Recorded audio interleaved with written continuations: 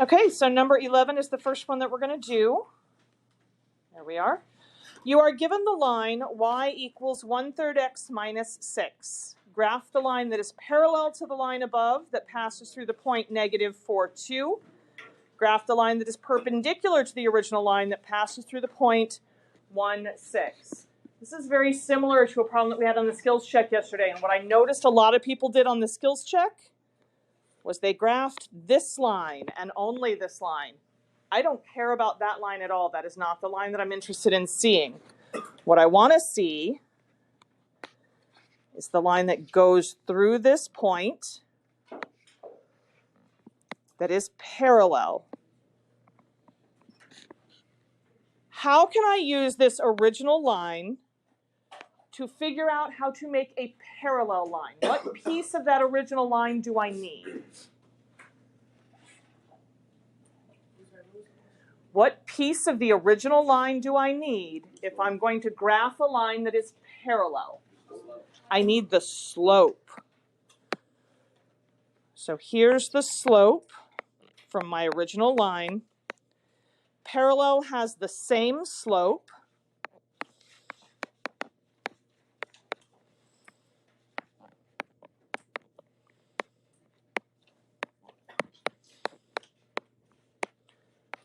So that slope is going to be 1/3. The 1 would be my rise. The 3 would be my run. Since my rise is positive, we're going to go up. Since my run is positive, we're going to go to the right. You have to make sure that it goes through the point -4, 2. Remember, when we read an ordered pair, the first number is the x, the left-right number. The second number is the y, the up-down number. So -4, 2 means go to the left 4 from the origin and up 2 right here. There were several people that got that backwards yesterday on the quiz. So the first thing we do is we plot that point to make sure our line goes through it. And then from that point right there, we're now going to use our slope to count just like we would if it were the y-intercept. So from this point right here, we're going to go up 1 and to the right 3. And then again, up 1 and to the right 3. Up 1 and to the right 3. Up 1 and to the right 3. I hit the edge of the graph. And I can go backwards, down 1 and left 3 to get one more point on here. And then I grab my straight edge and I go through those points. This is my parallel line. Yes.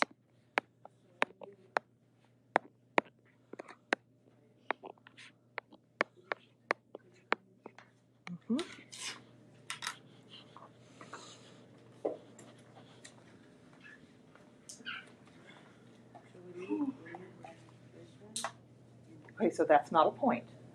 That's the slope. That's what you use after you plot a point. You can't use that one to plot. You have to get another point down first. You have to plot this one first. This is a point.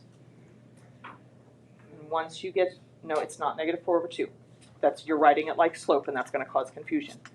This is an ordered pair. So you come over here, you go to the left 4 from the origin, and up 2. You put a dot there. That's the first thing you do. Now you use this. Starting with your pencil on that dot, you will now go up 1 and right 3, and put down another dot. Can you explain that again and let me record it? Okay. Yep, it's all going to be on Canvas. It's all recorded. Yep, so you can check that out.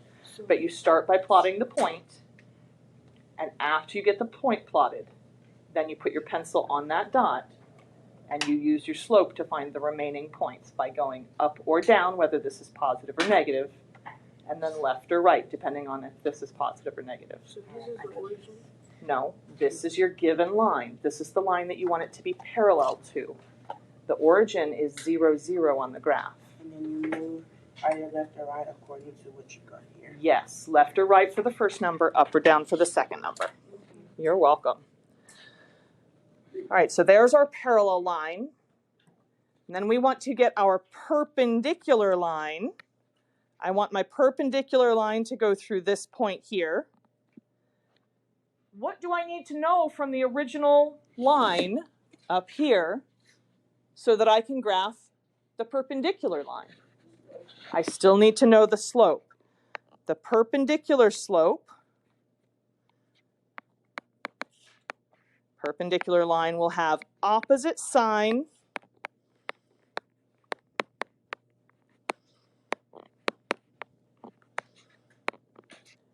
and reciprocal.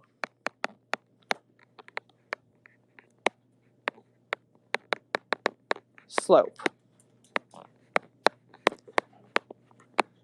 So the opposite sign, this slope up here is a positive 1/3. So this is going to be negative. Then I take that fraction of 1/3 and I flip it over so I get 3/1. So here's my rise. I'm going to put the negative sign with my rise. The negative either goes with the top or the bottom, but not both. You only have one negative sign. So it goes only with one of the numbers. Since I'm putting it with my 3, that means my rise is going to go down. And this would be my run.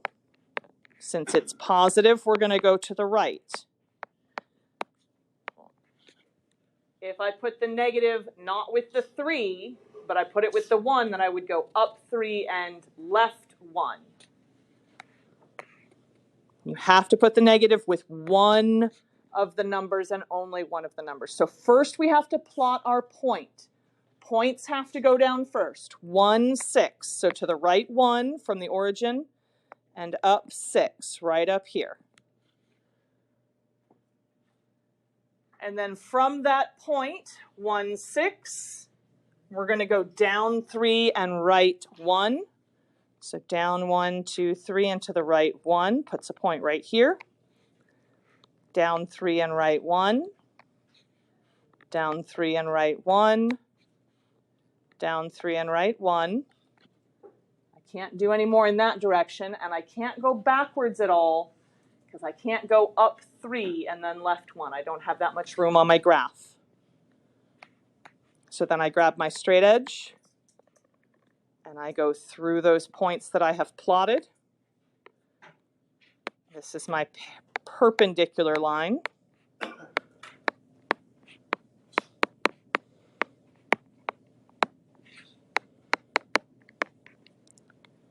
And that perpendicular line should be forming a right angle with our parallel line. So it showed up on the skills check yesterday. It has now showed up on the test review. I would be expecting a question like this on the test tomorrow. Remember, you are not graphing this line up here. If you want to graph that one, I'm not going to take off points for it, but I'm not grading that, and that won't give you points for the problem. If you graph this line right here, that's not worth any points. What I need to see is these ones down here. It might just be 1 like on the skills check yesterday, or it might be 2 like on the review. But you have to make it go through the point that they list. So you have to plot that point first and then use the appropriate slope. You are not graphing the y-intercept from the given line. It will not go through that same y-intercept. All right, what else would you guys like to see from the review? Number 12? Absolutely. You're welcome. All right, number 12, we need to remember about parallel and perpendicular slope again. Parallel slope is the same. Yep. Perpendicular slope is opposite sign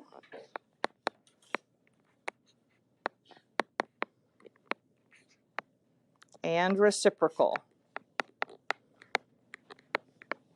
So we're going to flip the fraction.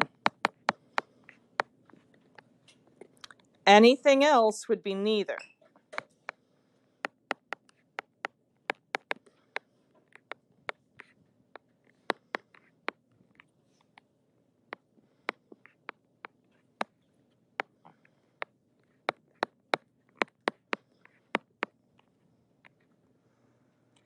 So I have to look at my original given line, and I have to identify the slope here. That would be my m.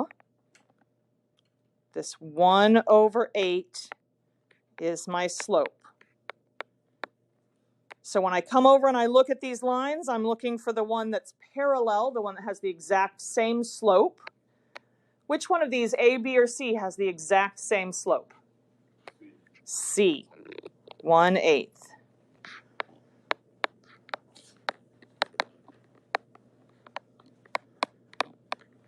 So this one would be the parallel one. For perpendicular slope, I need the opposite sign and the reciprocal. So perpendicular slope here, it's going to be a negative, and then we flip our fraction over, 8/1. What is 8 divided by 1? -8. So that'd be -8/1 would be the same as -8. So this is my perpendicular slope. Which one of the lines has that as the slope? B. This is opposite and reciprocal. So this one is perpendicular.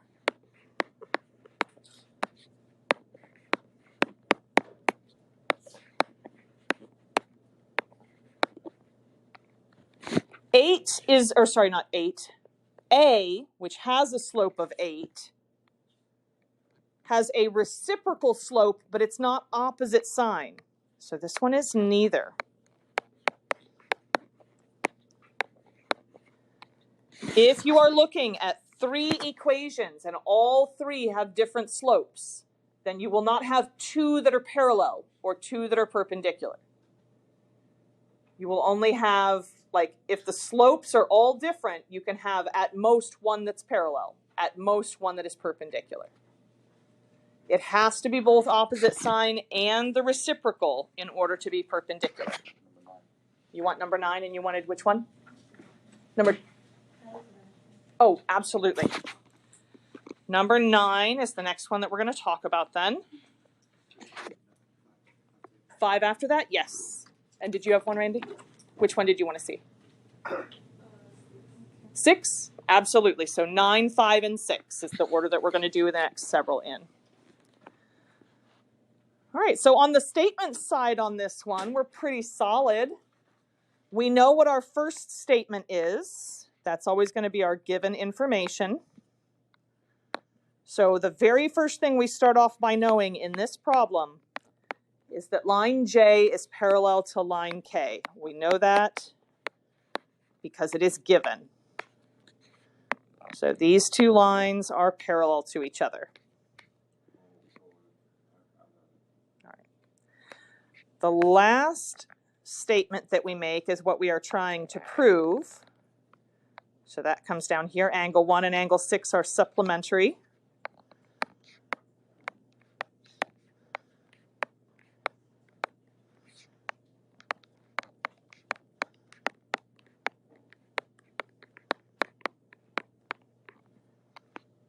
All right, they've filled in our other statements. We know that the lines are parallel. And then the next statement they make is that angles 1 and 5 are congruent. What type of angles are these? Corresponding angles.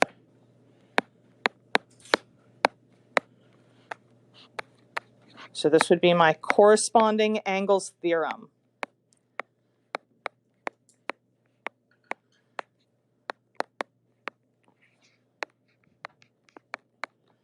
Not the converse. The converse, I start by knowing the angles are congruent, and I use that to be able to say the lines are parallel.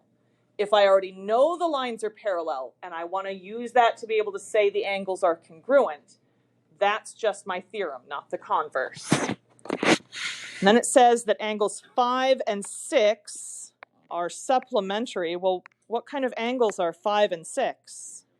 Linear pair.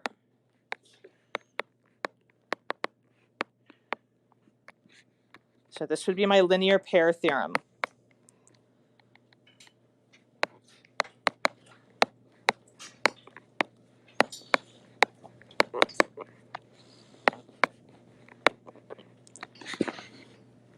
And then what we're trying to prove, statement 4, is almost exactly like statement number 3 here.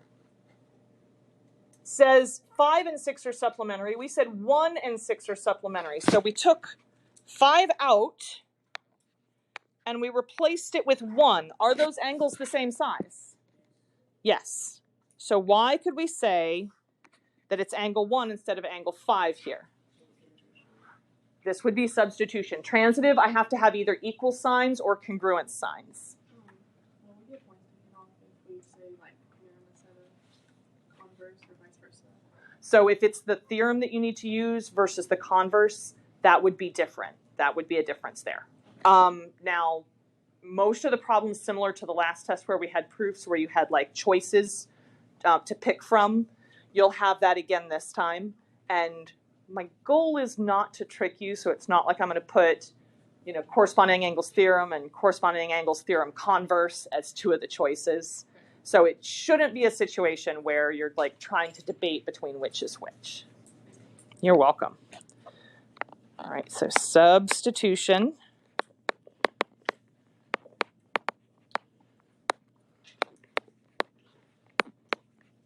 Again, I can only use transitive property if I have equal signs or if I have congruent signs. Since I don't have either equal signs or congruent signs here, we have to be using the substitution property. All right, we're going to go do 5 and 6 next.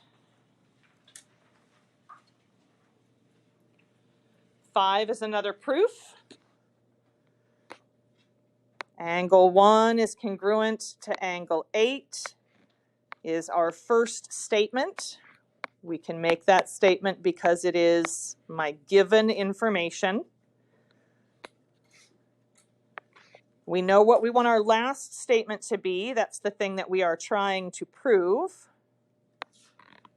So that's going to come down here. Line J is parallel to line K.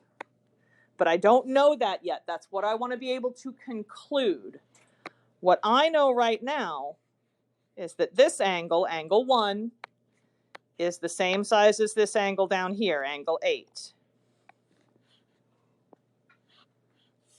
I do know the reason that I'm going to be using in the end is the corresponding angle theorem converse. So I'm going to need to find some corresponding angles. I want a corresponding angle to one of the 2 angles that they told me about already. 6 is not corresponding. What would be corresponding to 1? 5 would be corresponding to 1. What would be corresponding to 8? 4 would be corresponding to 8. Remember, matching corners. So since angle 1 up here is in the upper left corner, the corresponding down here would have to be in the upper left corner. Why don't we go with that one? I could use either 5 or 4 here. It doesn't matter which one I choose at this point. Let's go with 5. So I want to be able to say that these 2 angles are congruent. Because if I can show that these 2 angles are congruent, then I can use my corresponding angle theorem converse. So I want to be able to say that angle 1 is congruent to angle 5. My reason for this here cannot be corresponding angles theorem, because I don't know the lines are parallel. I can only use the corresponding angles theorem if I already know the lines are parallel. But at this point in the proof, I don't know any of the stuff that comes down below it because it hasn't been stated yet. So I cannot use the corresponding angles theorem here, even though they are corresponding angles.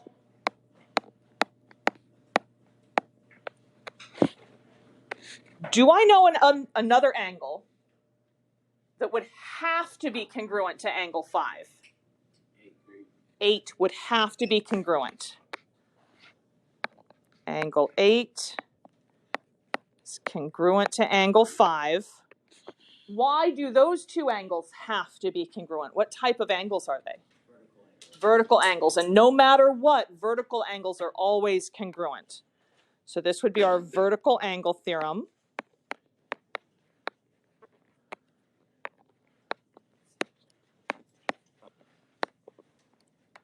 We don't have a vertical angles theorem converse. Vertical angles are always congruent, and I don't have to have parallel lines to get vertical angles. That's why I'm allowed to talk about it at this point in the proof. I'm allowed to just look at the picture and see that those are vertical angles and say, that means they're congruent. Well, now that I know that these two angles are congruent,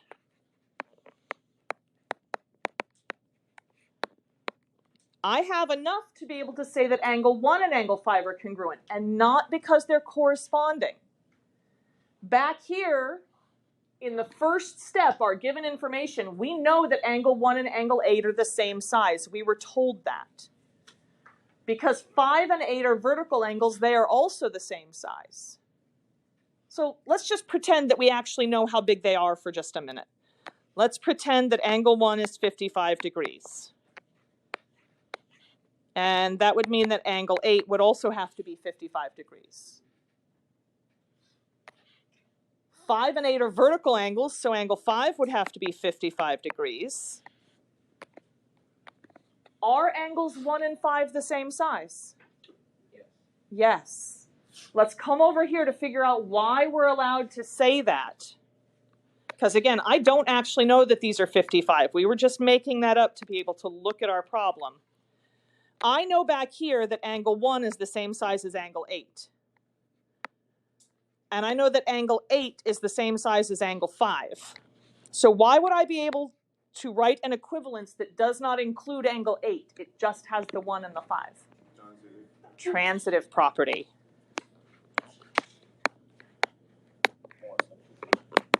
Yes. I would accept substitution here. To be super, super technical, this is transitive property right here, but I will accept substitution here.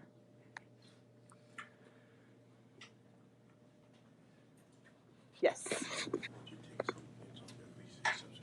No, I would not take off points if you said substitution. Yes. So if you feel more comfortable, if you feel unsure about when to use transitive versus substitution, when in doubt, choose substitution. All right, number 6 is the next one that we were asked for. What do these two light blue arrows on my lines mean? It means that they are parallel. So because it's on my picture, I know from the very beginning that these lines are parallel to each other. We know the measure of angle B is x plus 47 degrees. So here's angle B. That is x plus 47 degrees.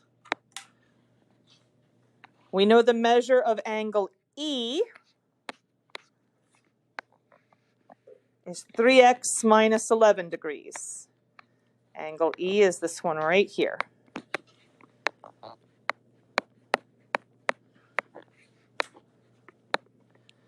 We are supposed to find x, the measure of angle F, this angle right here, and the measure of angle H, this angle right here. Well, what do I know of on here that's the same size as angle F? Which one? Angle B is the same size. F and B are the same size because they are corresponding angles.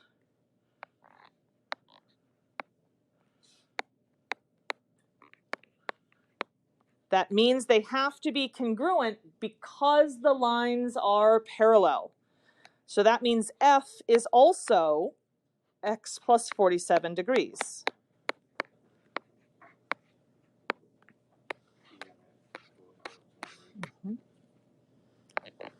So angle B is congruent to angle F by the corresponding angles theorem.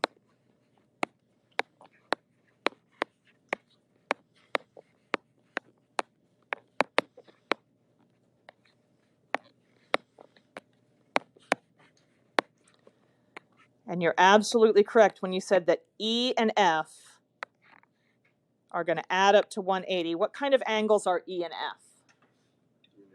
Linear pair angles. And linear pair angles are always going to be supplementary.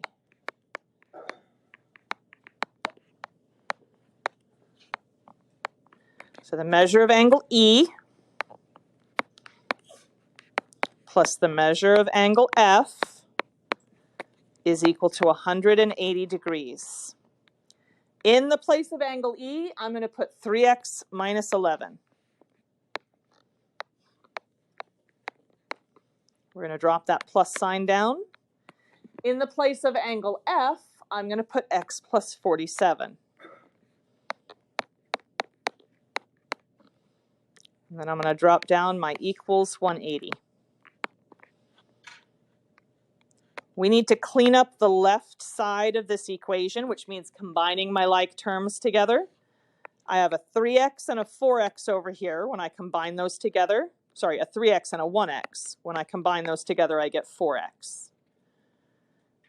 We also have a negative 11 and a positive 47. What is negative 11 plus 47? 36. So 4x plus 36 equals 180. Then I want to get my x all alone. So I'm going to subtract 36 from both sides.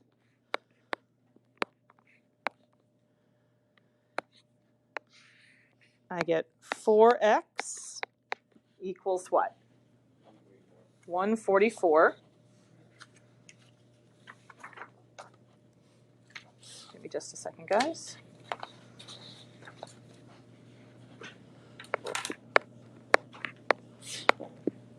And then to finish solving this for x, we're going to divide both sides by 4.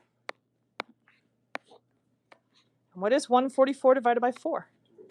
36. So x is 36.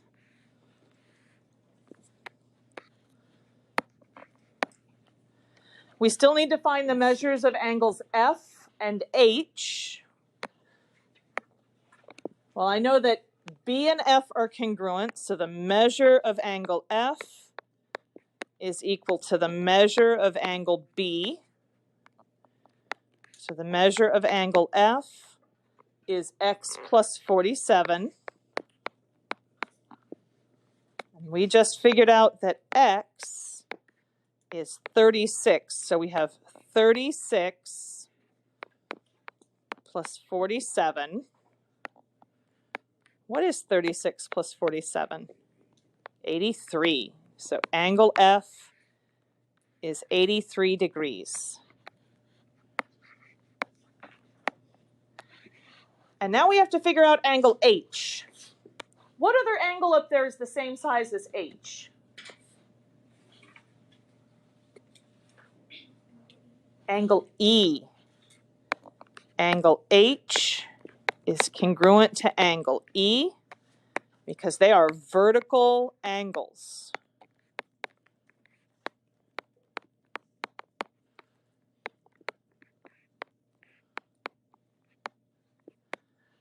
So that means the measure of angle H is equal to the measure of angle E. The measure of angle H, therefore, would be 3x minus 11. Measure of angle H is equal to 3 times 36 minus 11. What do we get when we do 3 times 36 minus 11? 97.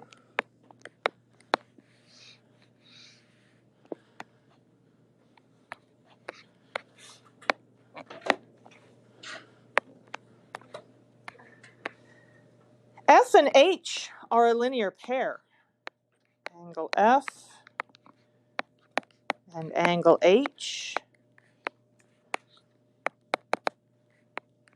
are a linear pair, so they should add up to what? They should add up to 180. I can use that information to check to see if we have done this correctly. So we're going to do 83 degrees plus 97 degrees. 3 plus 7 is 10, so carry the 1, bring down the 0. 8 and 9 is 17, plus 1 more is 18, so I get 180 degrees. What else would you guys like to see? Number 1? Absolutely.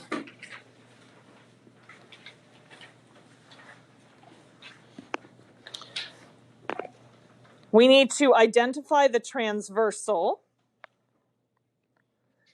and then we need to classify the angles. We're classifying them as either alternate interior, alternate exterior, corresponding, consecutive interior, consecutive exterior, vertical, or linear pairs. We've got 7 choices there. So the first thing I want to do is find my 2 angles. So part A is 2 and 10. Here's angle 2. Here's angle 10. I do not need to pay attention to this down here, because that doesn't contain either angle 2 or angle 10. What line touches both angles 2 and 10? B. So my transversal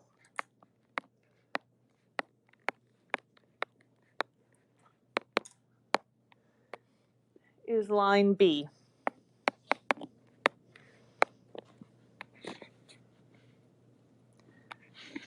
So that means lines A and C determine my interior and exterior.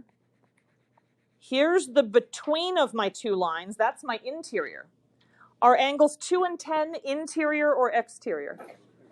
Exterior angles. Are they on the same side or opposite sides of transversal B? Opposite sides. So what would we call those then? Alternate exterior angles.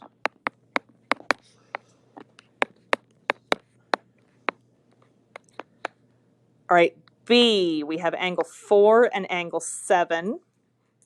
Here's angle 4. Here's angle 7. We don't need to look over here for anything. There's no information over there that will help me.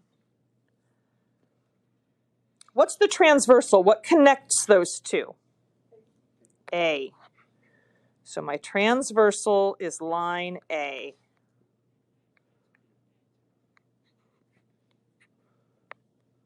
Oops, too big.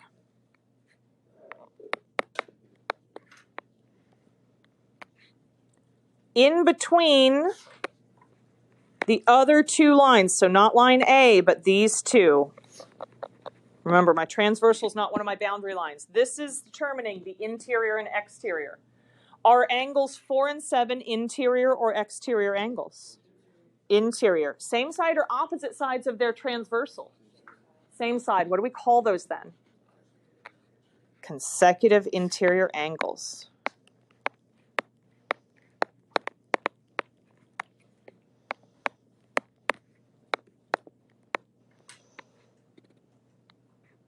All right. Angle 1 and angle 9. Here's angle 1. Here's angle 9. So I don't need to pay attention to this clump of angles down here. That has nothing to do with my angles 1 and 9. What is the transversal that connects them? B.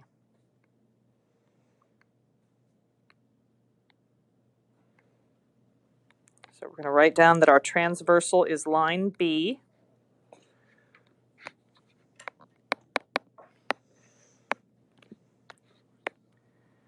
Interior would be in between the 2 lines that are not the transversal. That's what determines my interior and my exterior. Are these angles both interior? Are they both exterior? No. Then I can't call them alternate interior or alternate exterior. I can't call them consecutive interior or consecutive exterior. But I can go looking to see if they're corresponding.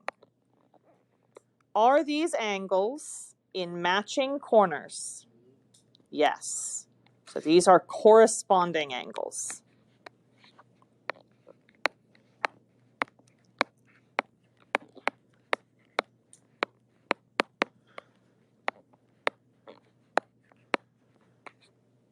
All right, D. Angle 2 and angle 4. What line touches both angles? A touches both angles. Anything else? B also touches both angles. They're vertical angles, and we would say that they do not have a transversal. They both touch the same two lines, so there is no transversal here, and they are vertical angles.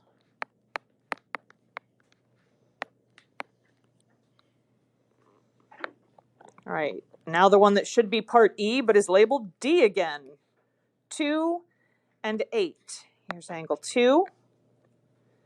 Here's angle 8. What is the transversal that touches both of them?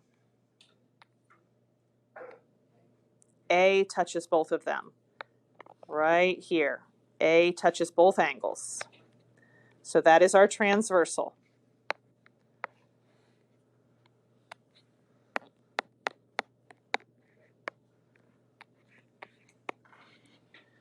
All right, so I don't need to pay attention to this clump of angles over here.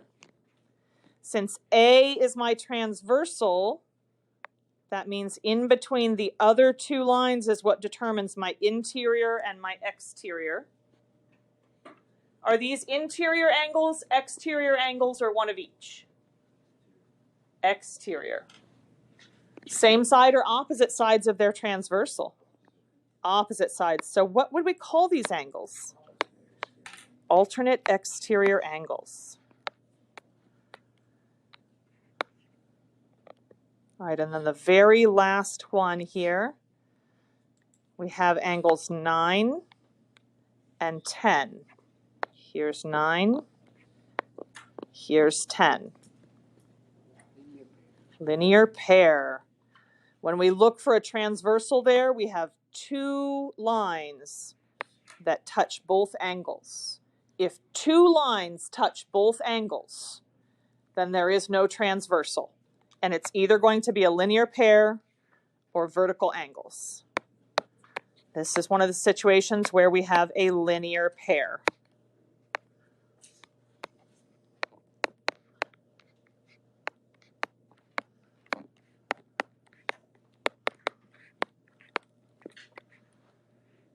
All right, I only have about 2 minutes until the bell, so I don't have time to take any more questions, unfortunately. But I did want to show you guys